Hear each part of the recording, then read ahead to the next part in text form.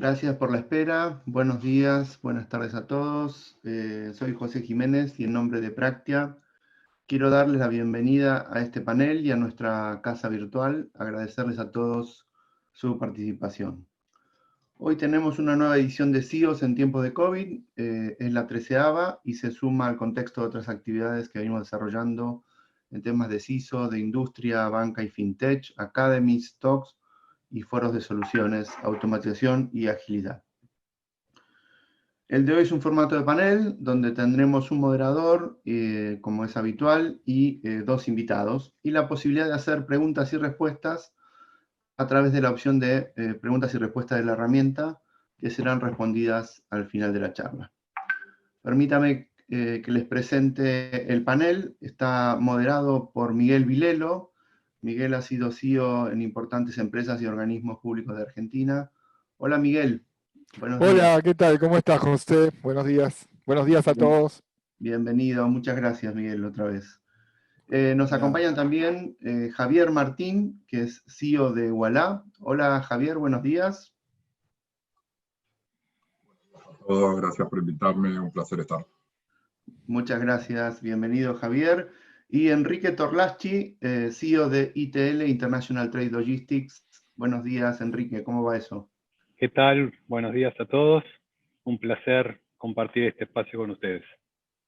Bienvenido, gracias. Agradecerles a todos ellos su participación y por dedicarnos este tiempo y compartir con nosotros sus valiosas experiencias en estos momentos que nos sigue tocando atravesar.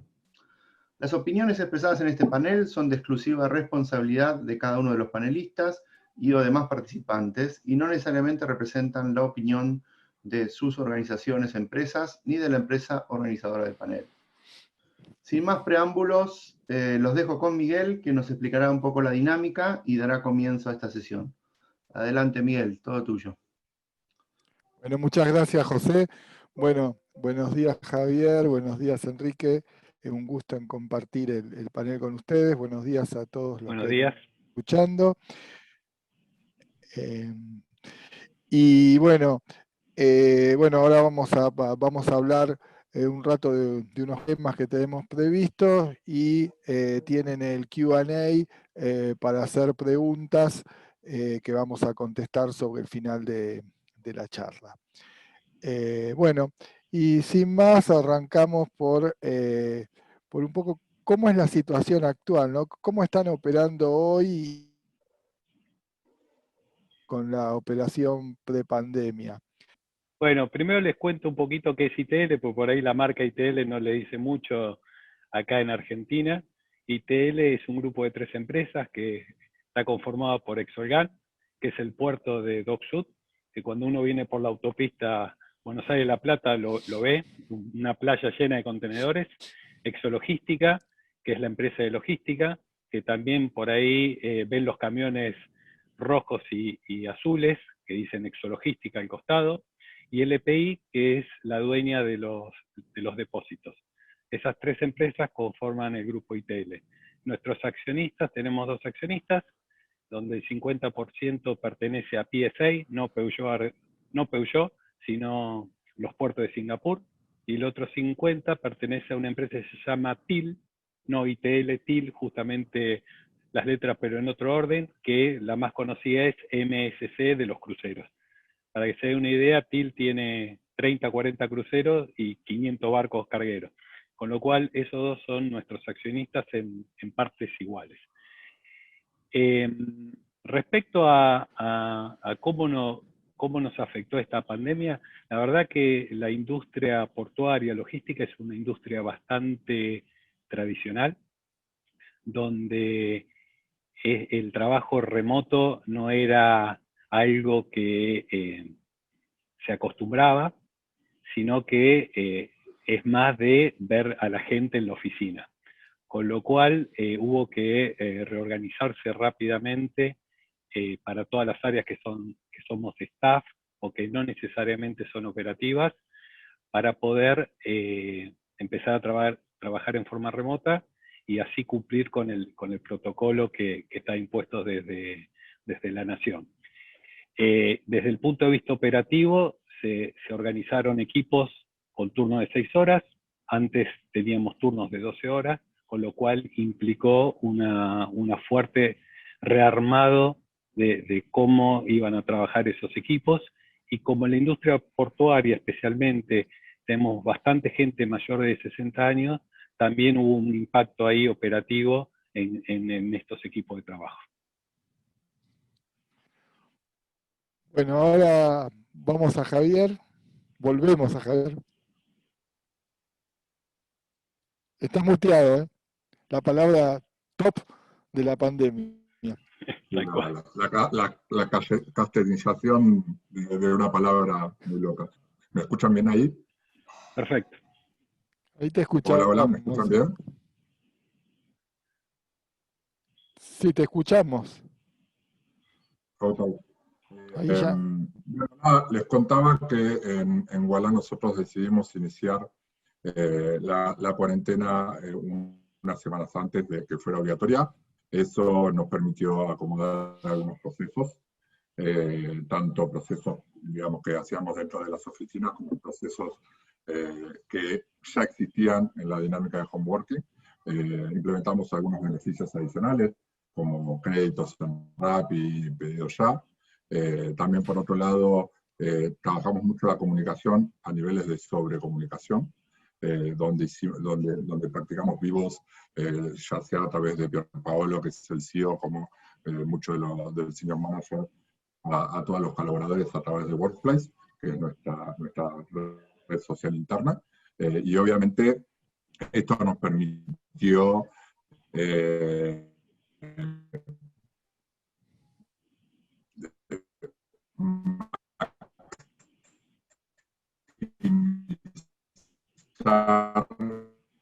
o buscar la mejor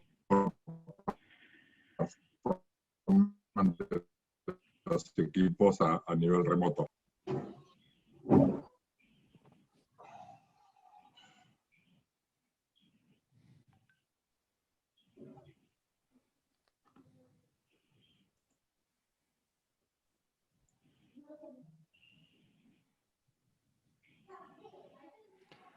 Hola. Javier, No sé si me llegaron a ¿escuchás? escuchar. La última parte te escuchamos mal. La última parte se te escuchó muy entrecortado. Al principio arrancaste y después la última parte se te escuchó muy entrecortado. Como no podía hacer de otra manera, la tecnología nos ayuda, ¿no? No.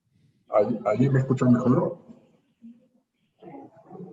Tenés Ahí te un escucho, poco por lo menos. de voz metálica, digamos. Sí. Hola.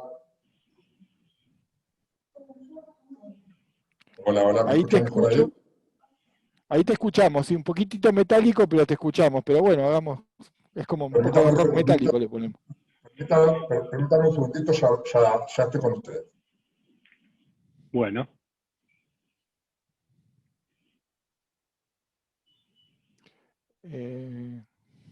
¿Querés que sigamos, Enrique, mientras se termina Sí, cómo no. de acomodar Javier? Podemos hablar un poquito de, viste, en una cuarentena tan larga, ¿no? Cambiamos el término cuarentena, ¿no? Una cuarentena de 250 días. En algo Y tenemos el bueno, récord, con por la lo menos. gente trabajando. En Un algo tenemos el poquito récord, menos, sí. por lo menos. Sí, tenemos el récord, ya estamos en los Guinness y difícilmente nos puedan sacar.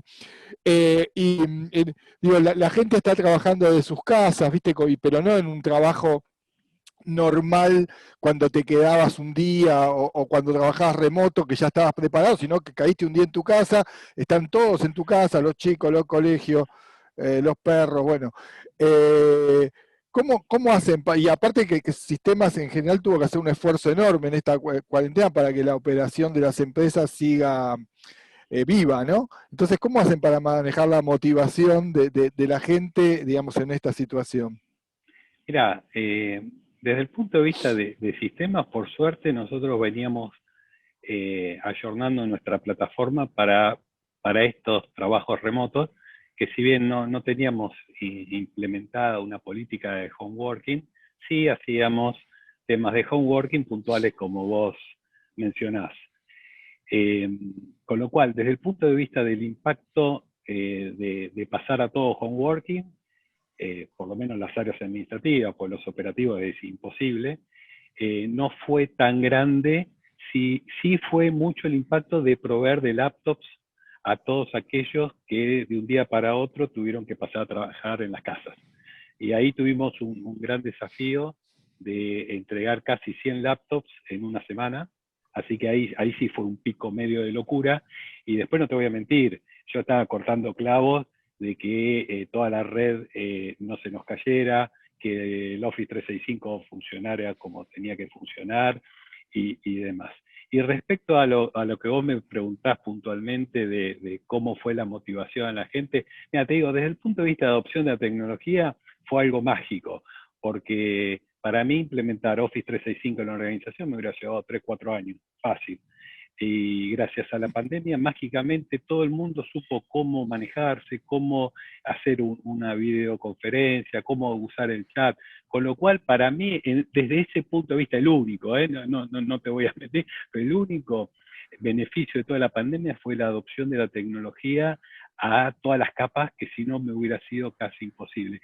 Y hemos logrado esta tolerancia implícita de lo que vos comentabas, ¿no? El chico gritando atrás, el perro ladrando, etcétera, etcétera, etcétera, o estos cortes que se te producen. Bueno, todo el mundo ha tenido este entendimiento y la verdad que la vamos llevando bastante bien. Aunque ahora, bueno, más adelante por ahí te lo comento en alguna otra pregunta que me puedas hacer, la gente está deseosa de volver al lugar de trabajo. Sí, supongo. Bueno, Javier, ahí te tenemos, pero bueno, estuvo bueno porque hemos probado todo, ¿no? Cómo funciona todo en una situación así, ¿no? Totalmente. ¿Me escuchan bien ahí? Sí. Buenísimo, mejor. Bien, a ver, respecto a la motivación de la gente, creo que hubo, en el caso de Ualá, hubo una adopción bastante natural, porque nosotros en muchos casos ya veníamos trabajando a nivel de home working, pero hay que decir también que hay un montón de procesos que son procesos más estándares, que no estaban tan acostumbrados y que se tuvieron que adecuar.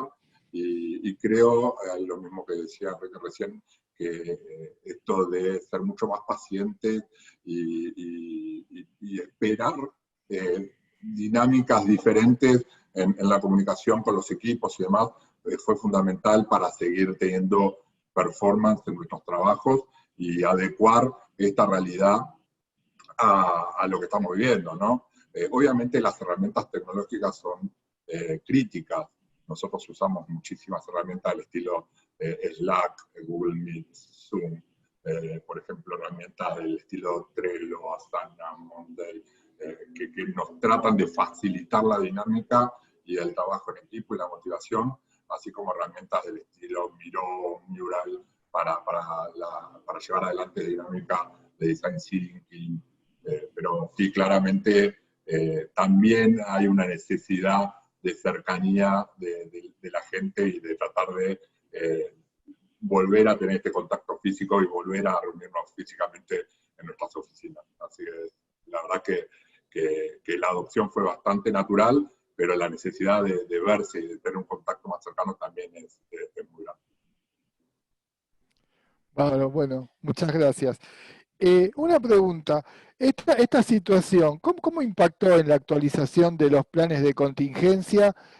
Sobre todo porque, bueno, los planes de contingencia anteriores nunca contemplaron que íbamos a estar, no sé, 250 días operando en forma remota. En general están pensados para un tiempo y después volver a una situación normal, ¿no? Y bueno, ¿cómo los impactó esto? ¿Querés empezar vos, Javier?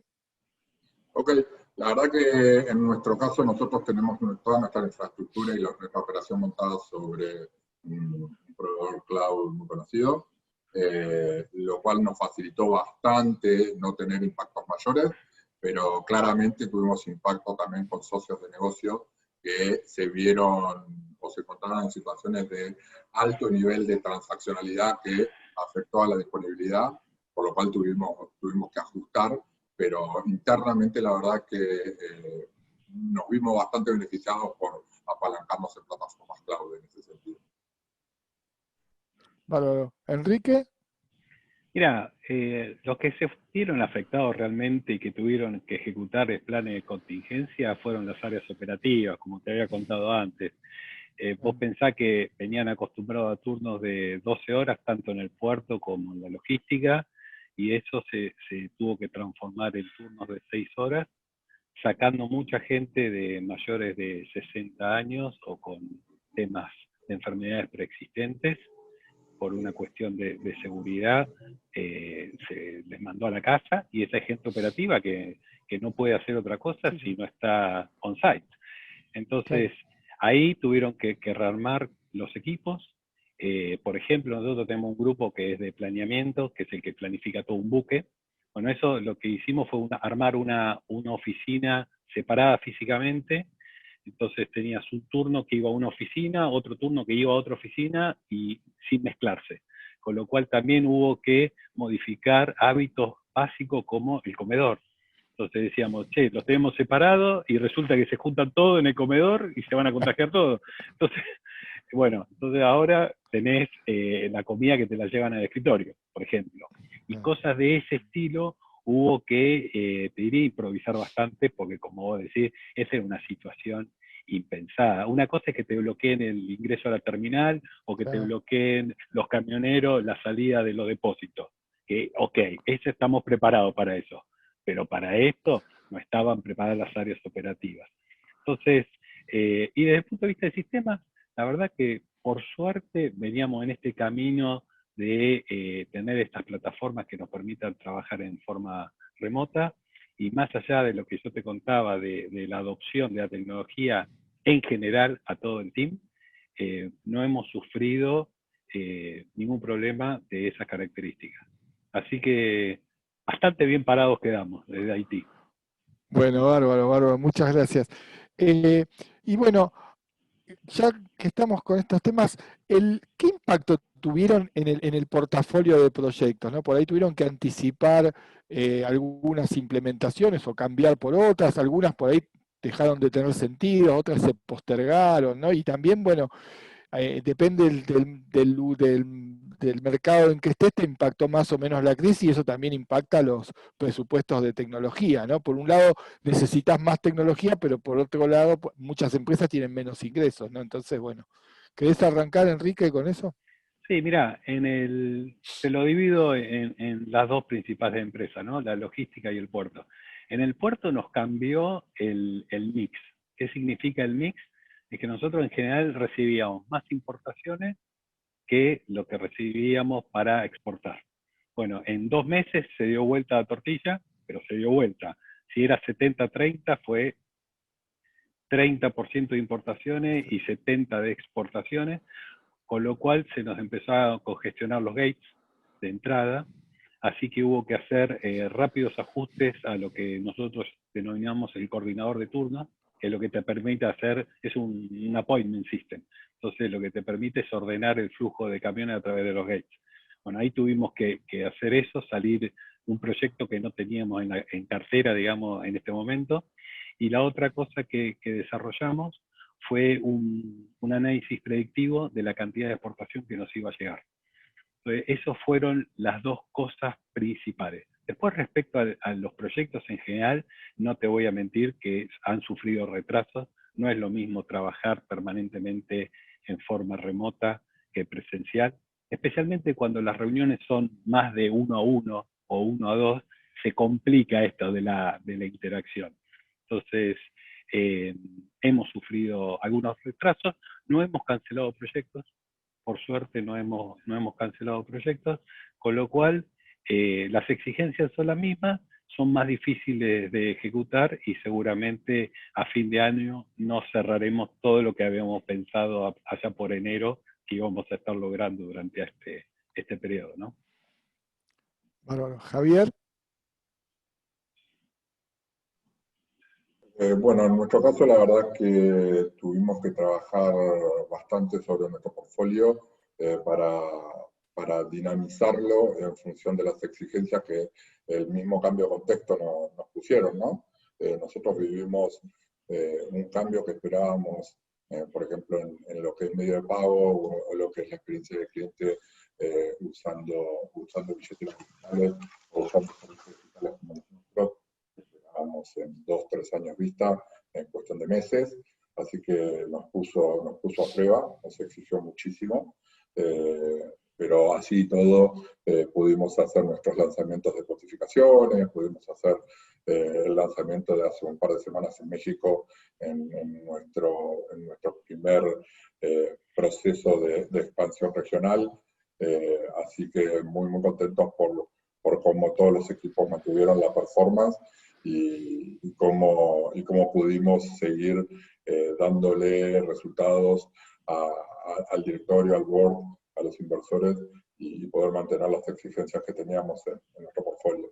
La verdad que fue muy complejo adecuarnos, pero el equipo supo modificar las dinámicas y ajustar lo que tenían que ajustar para lograr esos objetivos. Así que estamos muy conformes y muy contentos por lo logrado. Bárbaro. Y en este contexto donde la pandemia nos afectó a todos, Javier, ¿cómo fue y cómo es el soporte de los proveedores?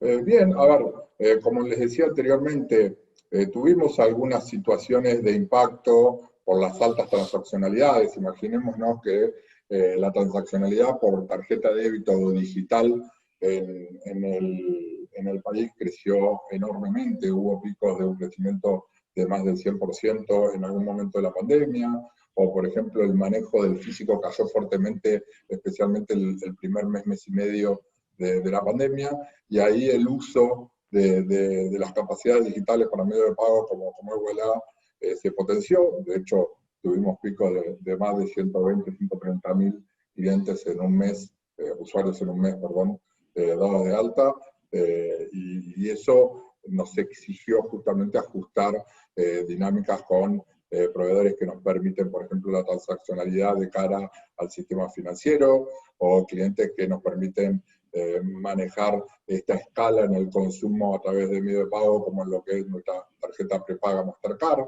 Entonces, tuvimos que ajustar cosas.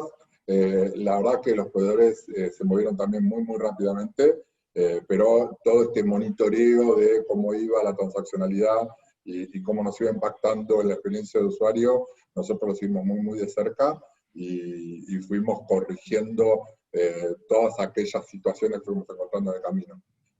Pero fue un trabajo del día a día, especialmente los primeros 3 meses. Yo creo que después todos hicieron algún grado de ajuste o de inversión que les permitió acomodarse un poco más a esta situación. Creo que todos teníamos mucha expectativa de que esto fuera una cuestión de un mes, y cuando pasó el primer mes empezamos a darnos cuenta que esto llegaba para quedarse. Entonces como que nos fuimos acostumbrando y fuimos entendiendo los ajustes que teníamos que hacer. Pero el primer mes fue una tarea muy ardua. El primer mes y medio fue muy grande. Bárbaro. Enrique. Mira, respecto a los proveedores, nosotros creo que lo podemos otra vez, ¿no? Dividir siempre en dos. En la logística se cayó bastante el volumen, con lo cual ahí tuvimos algunos proveedores estratégicos que nos acompañaron con algunos descuentos especiales en los abonos mensuales, que eso realmente lo valoramos mucho, y ahí sí realmente uno puede decir que son proveedores estratégicos que te ayudan en... Socios, ¿no? Socios de negocio, ¿no? Socios de negocio, exactamente, que te ayudan, viste, cuando estás mal, y bueno, esperemos que nosotros lo ayudemos cuando estemos bien. Eso después verá la gente de compras cómo reacciona.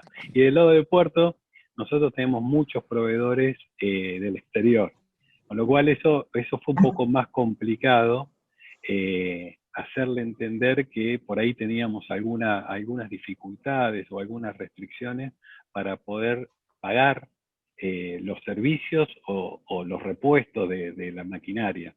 Entonces, como comentaba Javier, en los primeros 2 o 3 meses fue medio un caos, y ahora es como que están entendiendo, no normalizando, pero sí están entendiendo. En general te diría que la respuesta de los proveedores fue realmente buena y ágil. Así que eso demuestra que no nos estamos equivocando con estos socios estratégicos que estamos eligiendo. Vale. Y en este contexto, digo, más ampliado, ¿no? Donde en general llevamos la operación a las casas, ¿cuáles son y cuáles fueron y cuáles son los principales riesgos a mitigar? Enrique, ¿querés arrancar vos? Mira, desde el lado de Haití, tuvimos unos primeros 5 meses muy complejos, y el desafío pasaba por tratar de que el equipo no se queme, vamos a llamarlo así en castellano puro, ¿no? Que no se me prendan fuego los recursos y que no sientan este agotamiento terrible y esa carga que a veces no te deja dormir. A partir de ahora te diría que eso está mucho más tranquilo. Hemos podido ajustar un montón de estas cosas y los usuarios también entendieron, ¿no? En todo este proceso. Y si vos me preguntás cuál fue un riesgo impensado, fue el tema de la retención de talentos. En este periodo he perdido 5 personas, cosa que para mí era inimaginable, que iba a perder gente en un contexto así, pero evidentemente las entrevistas virtuales y cosas que hace unos meses no nos hubiéramos imaginado están sucediendo. Entonces, el desafío es mantener motivado a la gente y sobre todas las cosas es esto, manejar la retención de los talentos, ¿no? Que son muy buscados hoy en cualquier industria y casi todas tienen que ver con Haití. Entonces, en definitiva, el mundo está lleno de oportunidades para nuestro sector. Sí, y cuando hablamos del trabajo remoto, es el mundo, pero literalmente, ¿no? Es que el mundo no tiene fronteras. Antes somos el mundo era, no sé, Argentina, no, es el mundo. Es como yo le digo, debe ser una de las pocas profesiones que es totalmente internacional. Yo tengo mucho contacto con Europa y con Asia, y yo me comparo con lo que están haciendo allá, y hacemos lo mismo. O sea, la misma tecnología, los mismos frameworks de desarrollo, todo es lo mismo. Todo es lo mismo, con lo cual es prácticamente, te diría, plug and play. La única barrera por ahí puede ser el idioma, pero sacando eso, no hay restricciones. Sí, aparte, viste, ahora con que todos se acostumbraron a trabajar remoto, la verdad que si lo tenés a 10 kilómetros o a 2000 kilómetros es lo mismo. Es lo mismo, totalmente. Así que es un riesgo adicional. Javier, tenés que desmutearte. Disculpen, acuerdo respecto a lo que estaban diciendo. Claramente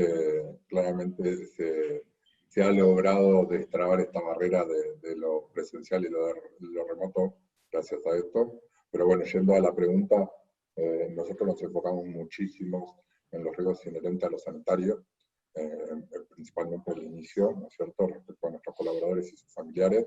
De hecho, hoy por hoy, nuestra línea es recién, salvo que haya algún cambio a nivel, digamos, gobierno, recién volver a las oficinas para el año próximo. Esa fue una línea que siempre mantuvimos durante todo este proceso.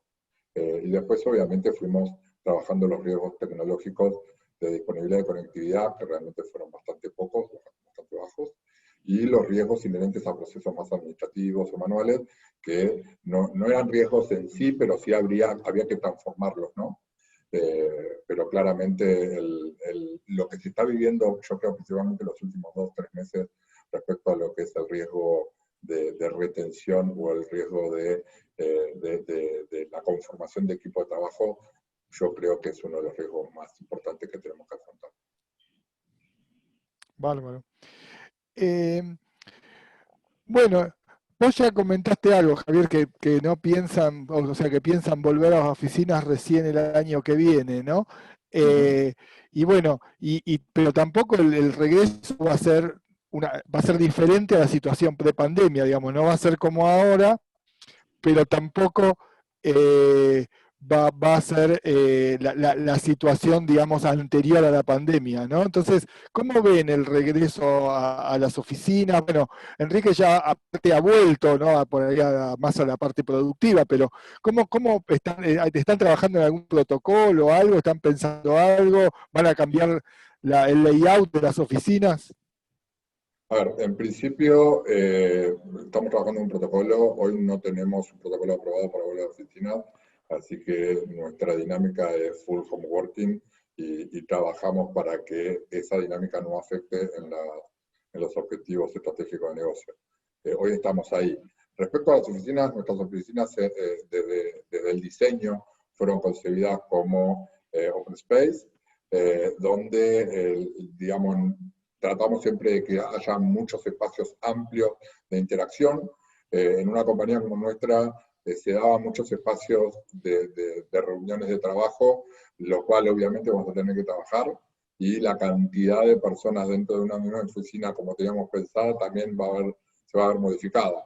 Nosotros lo que creemos que va a ocurrir es que la modalidad oficina home working se va a equilibrar muchísimo, y eso también va a poner a la compañía en un desafío de que ese equilibrio realmente no afecte a la productividad, por lo cual la orientación a objetivos, el tener OKRs bien definidos, el hacer asignaciones estratégicas claras, concretas, para que la gente se sienta parte de un equipo y que entregue el valor que tiene para entregar, va a ser fundamental. Desde el punto de vista de regreso a oficina, nos estamos manejando de esa manera.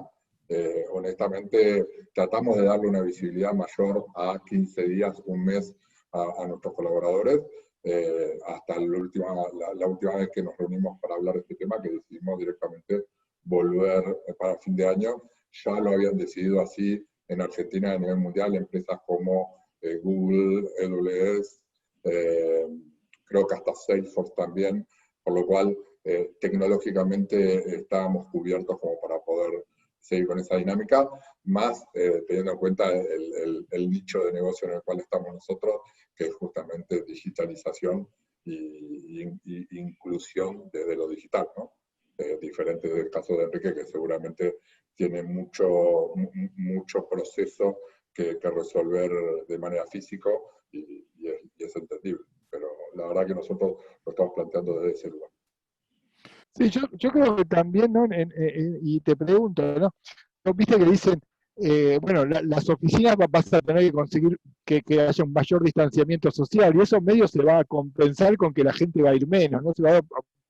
Digamos, el espacio que te falta, por ahí lo vas a compensar con parte de trabajo virtual, ¿no? Sí, a ver, yo creo que lo que se está dando, y esto es a nivel personal, ¿no? Lo que se está dando es que antes había mucha exigencia respecto a la capacidad de tener home working, y hoy, por esta obligación y este empuje y este push de tener que pararnos en ese lugar, hay mucha gente diciendo, che, pero pará, hay un montón de cosas de la experiencia de la oficina que está buena y quiero seguir manteniéndola. Entonces es como que, digamos, el equilibrio no va a ser tan desequilibrado hacia el home working. Me parece que sí va a haber una posibilidad hasta de hacer en home working tareas que no estaban demasiado previstas en muchas compañías, y esto forzó a demostrarnos que sí las podíamos llevar, y eso creo que sí puede equilibrar mejor las necesidades de la compañía entre actividades presenciales y no presenciales. Bárbaro, gracias, Javier. Enrique. Mira, nosotros tenemos un protocolo, porque nunca dejamos de venir a la oficina. De hecho, a partir de esta semana, todo el staff viene día por medio, o sea, 50% viene un día, 50% viene el otro, y así nos vamos repartiendo a lo largo de las semanas, con lo cual te toca 2 días una semana, 3 días otra. Hemos implementado medidores de temperatura y reconocimiento de barbijo antes de pasar por los molinetes, con lo cual si no tenés colocado tu barbijo y tu temperatura no es menor de 37,5, no te deja pasar. Con lo cual, desde ese punto de vista, y lo que vos mencionabas, ¿no? Pensá que teníamos el espacio físico para estar todos juntos, ahora está la mitad del equipo, con lo cual el distanciamiento ya lo tenés per se. lo que te comentaba antes del tema del comedor, que era un centro posible de infección. Bueno, te traen la comida en bandejita al escritorio, con lo cual cada uno almuerza en su escritorio. Y lo que comentaba Javier de esto del home working y del regreso a la oficina, bueno, nosotros somos una empresa ultra tradicional desde ese punto de vista. En general les gusta vernos en la oficina, pero creo que esto va a obligar de alguna manera a que se instale esta idea del home working. No sé cuántos días por semana, pero por lo menos seguro uno va a haber, y ya tenemos abierta la oportunidad de esta flexibilidad de los equipos de trabajo, ¿no? No importa en qué área, salvo que estés en la área operativa, todo el resto de los equipos realmente hoy pueden ejecutar prácticamente, te diría, todas sus actividades en forma remota. Bárbaro, muchas gracias. Bueno, para los que se fueron sumando a la charla, les recuerdo que pueden hacer consultas por el Q&A, que nosotros vamos a responderlas sobre el final de la misma. Bueno, y ahora una pregunta que, bueno, que fuimos cambiando la percepción de ella, ¿no? ¿Cómo será la nueva normal, ¿no? Nosotros, digamos, a medida que pasó el tiempo, es como que la nueva normal está viniendo en cuentagotas, ¿no? O sea, vamos, es como un proceso, ¿no? Donde vamos viendo cosas. Antes pensamos por ahí que iba a ser con un cambio más brusco, pero no, vamos de a poquito, ¿no? Entonces, ¿qué piensan que se va a mantener en la nueva normal y cosas no? Yo por lo menos espero que toda la desinfección que haces cuando vas al supermercado no se mantenga, porque me tiene harto. Pero digo, digamos, en estas cosas, ¿no? ¿Qué cosas van a tener que reforzarse, ¿no? A partir de una operación más digital y más remota, ¿no? Por ahí, bueno, para los que ya no estaban, no eran tan remotos y tan digitales, mayor ciberseguridad, supongo, ¿no? Infraestructura, ¿no? Pero bueno, un poquito eso. ¿Querés arrancar, Enrique? Bueno, como te decía, sin duda el home office va a pasar a ser algo como parte de la diaria, donde nos vamos a acostumbrar a que parte del equipo esté en forma remota, de todas las áreas.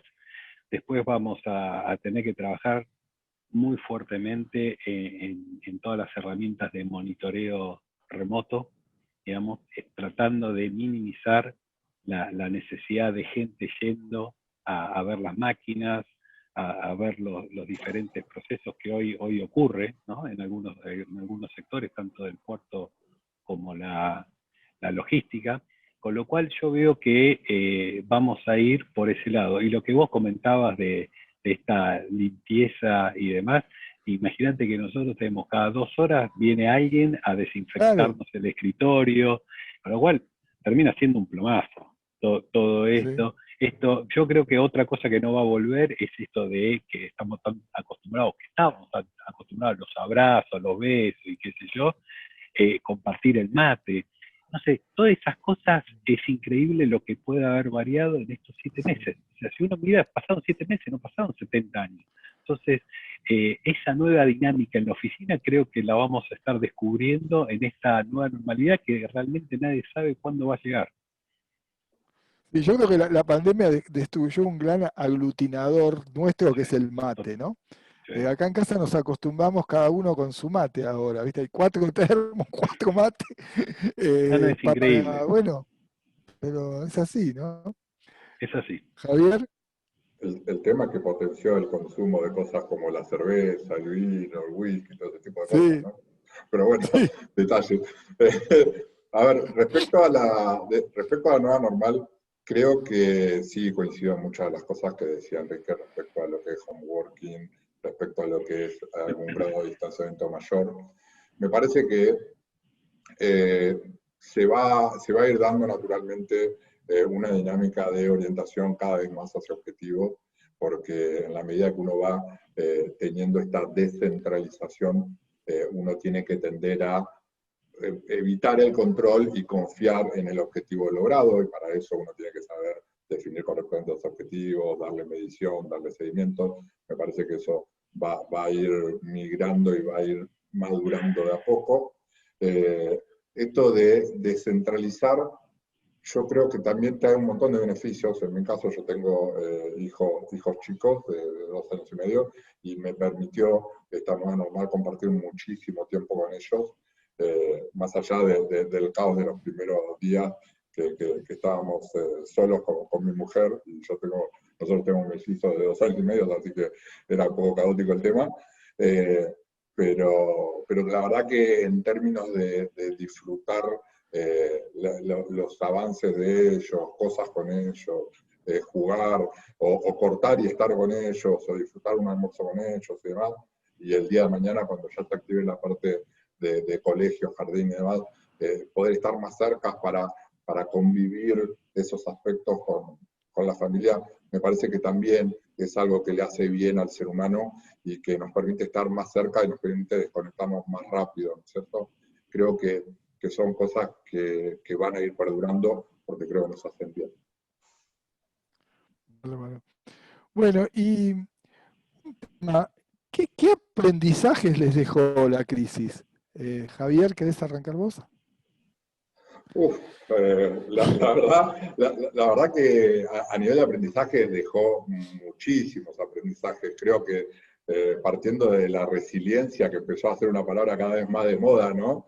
Hasta la tolerancia a la frustración, ¿no? Sí, decime. Antes hablaban de agilidad, ¿viste? Y ahora se habla de agilidad y resiliencia. Claro, porque ¿viste? Es como que uno estaba acostumbrado a hacer algo de una determinada manera y esto te obligó a, ok, buscar otras maneras de hacerlo porque lo tenés que hacer de otra manera, no te queda otra. De cuidarnos honesta y genuinamente a nosotros y a nuestros colaboradores, ¿no es cierto? Esto dejó de ser, digamos, quizás para algunos algún discurso de no, nosotros cuidamos a nuestros colaboradores. Acá se puso a prueba. Acá es, ok, ¿qué vas a hacer con tus colaboradores? ¿Esto es serio? ¿Cómo lo vas a cuidar? Y me parece que eso es un aprendizaje. Esto de reorganizarnos rápidamente y de estar muy atentos a las oportunidades. Enrique lo decía, como el mix de su negocio cambió drásticamente. En nuestra industria fue terrible. Yo te comentaba cambios que nosotros teníamos expectativa de vivir dentro de 2 o 3 años, se dieron en cuestión de meses. Y eso te demuestra que hay situaciones donde uno puede acelerar ese proceso de cambio. Creo que, así como hay cosas negativas y demás, me parece que, obviamente, aquel que haya perdido un ser querido o aquel que haya pasado por la enfermedad y demás, no va a tener demasiados recuerdos, digamos, favorables, pero me parece que hay que abrazar estas cosas que nos dejan un aprendizaje real en nosotros y poder continuar aquellas cosas que son positivas, ¿no? Me parece que hay mucho para aprender de eso. Sí, en general estas crisis son, digamos, grandes fuentes de aprendizaje, ¿no? Porque, bueno, aceleran cosas, nos ponen ante situaciones que nunca nos habíamos planteado, ¿no? Y bueno, yo creo que la tecnología fue un gran habilitador para que todo siga funcionando, ¿no? Esto por ahí, no me imagino cómo hubiera sido, no digo mucho, 10 años antes, ¿no? O sea, imposible. Hubiera sido otra cosa, ¿no? Yo creo que imposible. 10 años antes, imposible. Es que es como que capaz que si se daba 10 años antes, todo el avance de las comunicaciones y esta dinámica de teleconferencias se aceleraba de la misma manera que se aceleró hoy, por ejemplo, todo lo que es medio de pagos o todo lo que es la ciberseguridad. La verdad que es loco pensarlo desde ese lugar, ¿no es cierto? O sea, pero si uno se retrotrae y piensa, dice, hay un montón de tecnologías que hoy estamos usando que hace 5 años atrás existían. Obviamente no tenías el volumen de consumo que requerís para masivizarla. Entonces es muy raro. O por ahí no tenías la infraestructura. No tenías la infraestructura de telecomunicaciones que hoy tenés, no tenías, o sea, a ese nivel dije 10 años, pero pensá, antes de la internet, esto hubiera sido un desastre. Por supuesto. Pero bueno, también hay que entender que antes de la internet, o hace 10, 15 años, el nivel de globalización que teníamos para movernos, por ejemplo, por el mundo, también era diferente.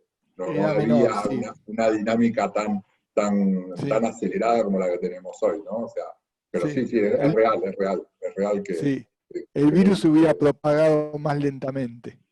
Sí, de hecho tuvimos algún acercamiento con lo que fue la gripe aviar y demás, que también se propagó y el nivel de globalización no era tan alto, entonces no terminó de pegar tanto y la vacuna nos ayudó, ¿no es cierto? Sí. Acá esto fue terrible, estábamos hablando, primeros casos en diciembre y en febrero ya teníamos casos en Argentina. Sí, Ok, sí, ¿qué fue pasó? impresionante. Sí. A eso me refería. Enrique. Mira, en realidad, más que obviamente, como comenta Javier, hemos tenido un montón de aprendizaje, de situaciones que nos tuvimos que acomodar y qué sé yo, pero lo que más nos ayudó es a que todas las inversiones que hicimos en tecnología, en cybersecurity, se pusieran en valor. Porque a veces uno pide o lucha por una cantidad de cosas y te miran, viste, el que te tiene que aprobar y te dice, ¿para qué? Y bueno, en este caso nos dio la razón. De que para eso hicimos invertir y no gastar toda esta cantidad de plata y gracias a eso hoy estamos funcionando.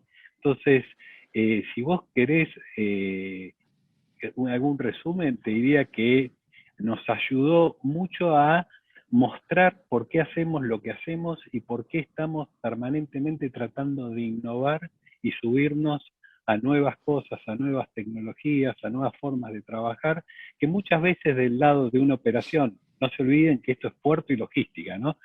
Que no es un banco, no es una telco que tiene mucho más glamour, no es una fintech, o sea, esto es duro, ¿no? Es un ambiente duro, gente dura, y hace que toda esta adopción de la tecnología se vea, sí, está bueno, sé que es necesario, pero todo esto vas a gastar. Entonces creo que esto nos dio una oportunidad y un aprendizaje a todo nivel de la compañía, la importancia de seguir invirtiendo, de seguir probando cosas, de equivocar, porque, digamos, el que hace se equivoca, entonces lo bueno es que hay que tratar de equivocarse lo menos posible, ¿no?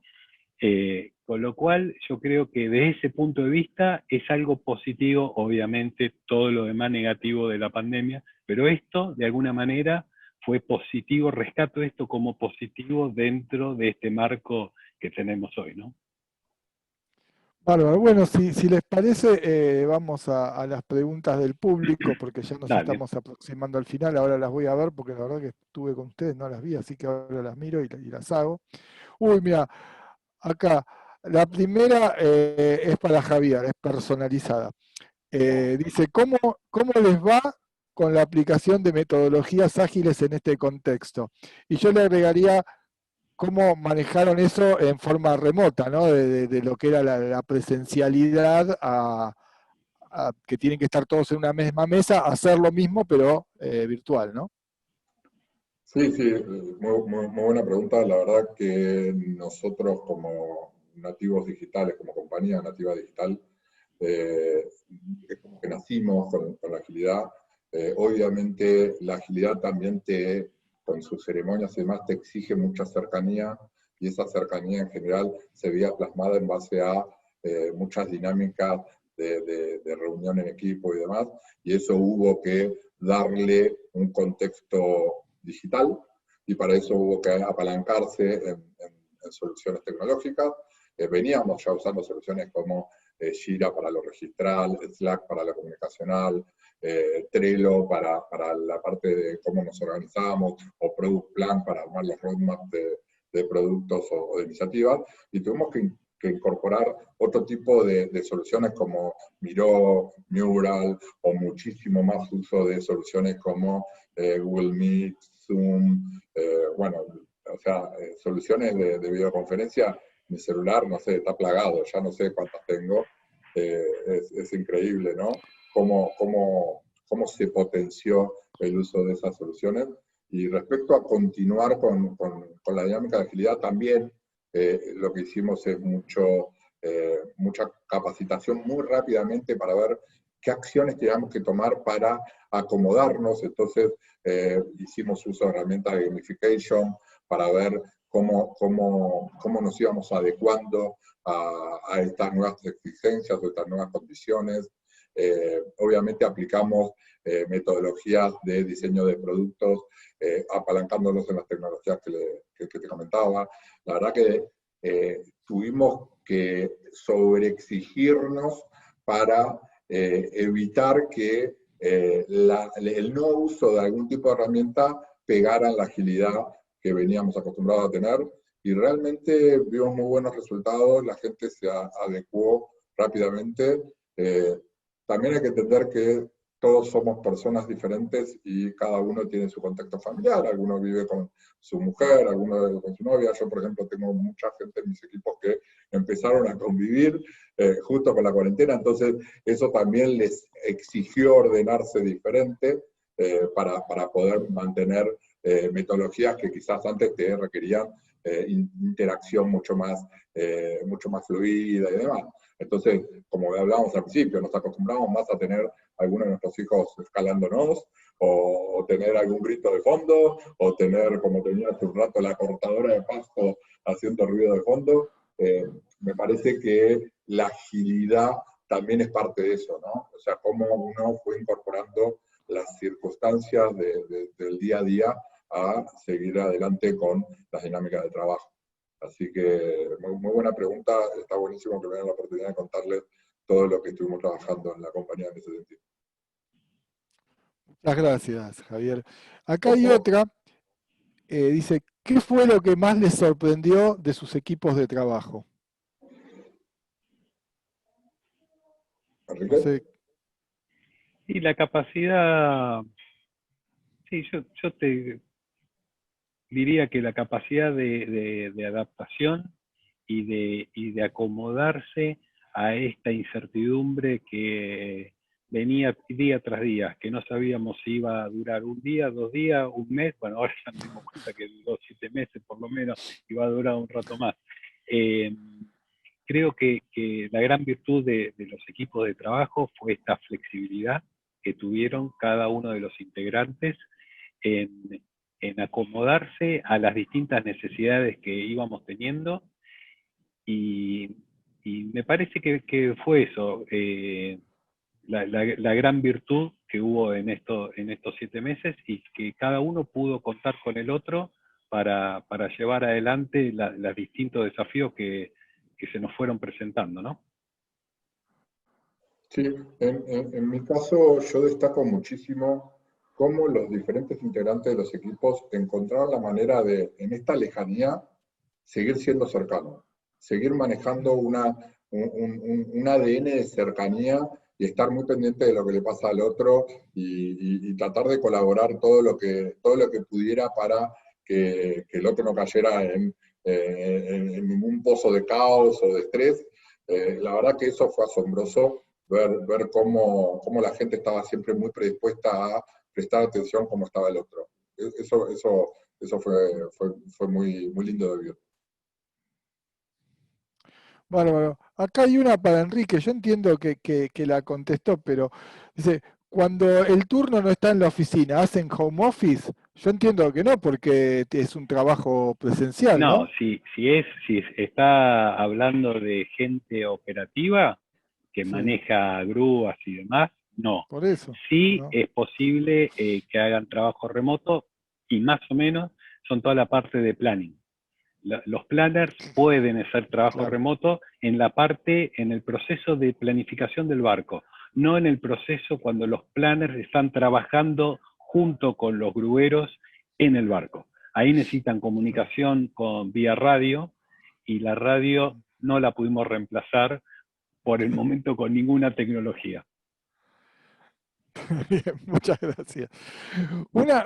Acá hay otra pregunta, ¿en qué tipo de proyectos van a poner foco en el 2021? Sí, saben, no sé. Nosotros estamos trabajando, y ya lo teníamos planificado, en proyectos tipo home banking, digamos, en poner nuestra cartera de servicios de la forma más digital posible, ese es un poco el desafío que nosotros tenemos en el 2021-2022, y que vos puedas venir y solicitar servicios a través de una aplicación o de una página web. Y hoy día no todos los servicios vos los podés solicitar de esta forma.